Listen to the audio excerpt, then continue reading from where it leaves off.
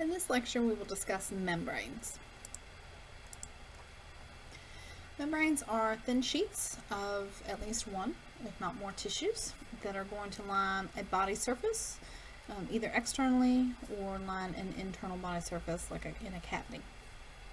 Most of your membranes consist of an epithelial layer that rests on a connective tissue layer.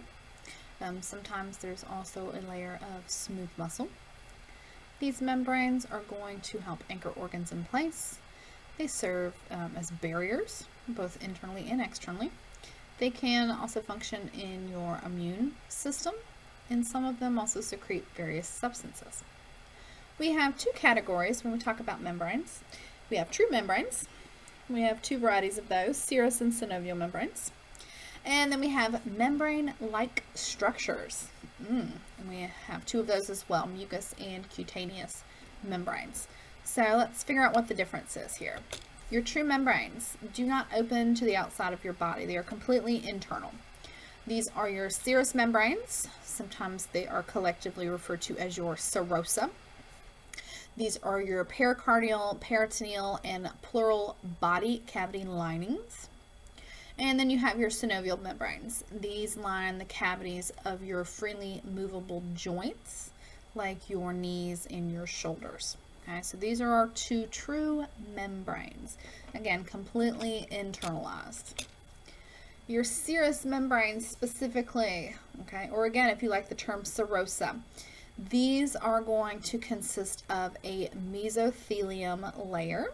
Okay, so this is simple squamous epithelial tissue, and you can see that here in our example. There's our little fried eggs, you guys, our epithelial, simple squamous. Okay, and then we've got that basement membrane that they sit on, and then we have a layer of connective tissue. And here's our connective tissue, the pink layer, and then the little tan-ish colored layer. That's our basement membrane. So these three little components, that is your mesothelium. Okay. And then your connective tissue also. Now, these are going to fold over on themselves, so they look like they are a double layer. Okay? So it's kind of like, let me see if I have a picture. No, I don't. Okay, so a lot of times you'll see a picture of somebody putting their fist into a water balloon. And we're not popping the balloon. Okay, we're not popping the balloon. But if you push down on a water balloon, you have the outer layer that would be touching the desk or the ground, whatever you're pushing down on, and then you have that layer of fluid, and then the layer of the balloon that's touching your fist, okay, that would be your second layer. Okay, so if you can kind of envision that. So here's what's actually going on. We're going to fold over into ourselves. We're going to look like we're two layers. Okay, the outer layer that touches the body wall, or in an example that we just talked about, maybe the balloon layer that's touching the desk. Okay, that's called your parietal layer. Okay, and then the other layer that covers the organ itself, so in our example, it would be the layer of the balloon that touches your fist. That is your visceral layer. Okay, that is your visceral layer. Now, I talked about the balloon example, the water balloon example, for a reason, because between the parietal and the visceral layer, you really do have fluid. Okay, it's called serous fluid. So here you can see it, serous fluid. Okay, that fluid helps reduce friction, and if you haven't really caught on yet, reducing friction is still kind of a big deal. Okay, it's still kind of a big deal in our bodies. So the serous fluid helps prevent these layers from rubbing together, because if we rub these together, we create a hole in those. Well, then before you know it, we've rubbed a hole in the lungs themselves, and now they don't function properly.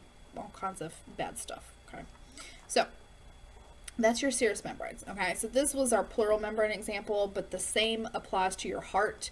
You have both a parietal and a visceral layer that surrounds your heart with pericardial fluid in between, and then we do this in your abdominal cavity with your peritoneal, visceral, and parietal layers as well.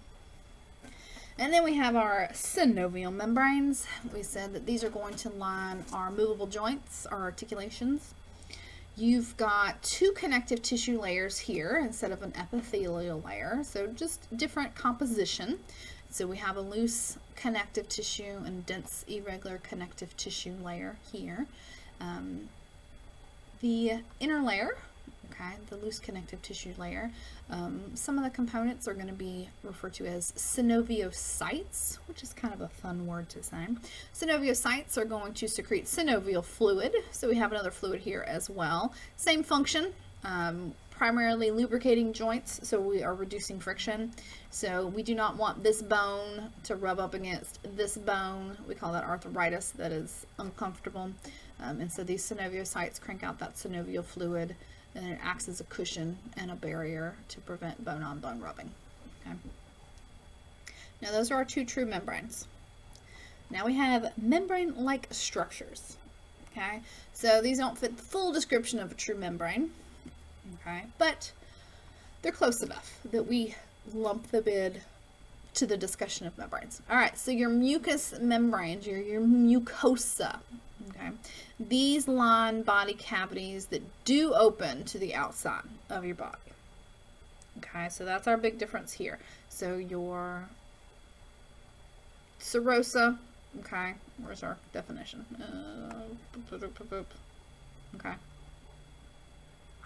Okay.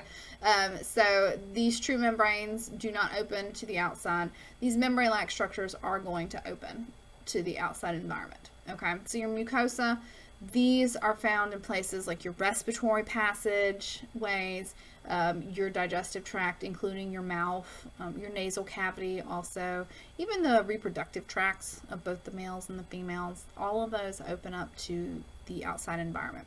You do have a layer of epithelial tissue here. You've got that basement membrane. And then you've got your connective tissue. Sometimes you might have a layer of smooth muscle as well, depending on the specific location. So here's our epithelial layer, our basement membrane, and then our loose connective tissue. We have a bunch of goblet cells here. Okay, and if you remember, these produce mucus. Okay, one of the functions is lubrication, but we also have some protection as well. The mucus helps trap bacteria and other foreign substances, and once it's trapped into the mucus, if we're in our respiratory tract, for example, we might be able to propel that mucus with all the trapped substances, maybe propel it upwards, maybe sneeze or cough or something and get rid of debris that way. Last but not least, we have your cutaneous membrane. You know, this is your skin. This is a layer of keratinized, stratified, squamous epithelial tissue, also known as just your good old epidermis. Okay, this is a nice protective barrier that protects everything up underneath it. Up underneath it, we've got your dermis next, which is loose connective tissue. Okay. And you've got some dense irregular connective tissue below that as well. So we've got loose connective tissue, we've got our dense irregular, and here's all our stratified squamous. Here's our keratin layer up at the top. Okay, so I don't really think I have to go into a lot of detail about how and why this is open to the outside environment, because it is on the outside of your body. So those are your membranes, both true and membrane-like structures.